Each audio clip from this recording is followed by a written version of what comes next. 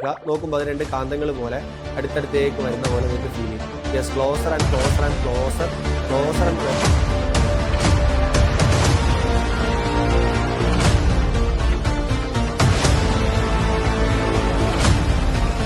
ടൈറ്റായി താഴെ വരുന്നുണ്ട്.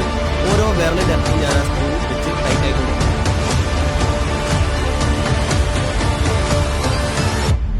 അപ്പം നമ്മൾ ആരും ഇത് ഹിപ്നോട്ടിസ്റ്റ് ആഫിയാവും.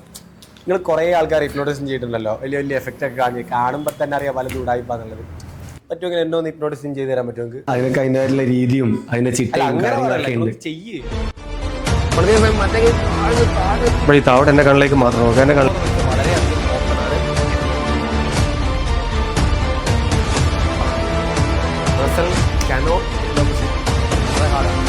ചെറുതായിട്ട് ഗ്രേസ് ചെയ്ത് വരുന്നുണ്ടല്ലോ പറ്റില്ല.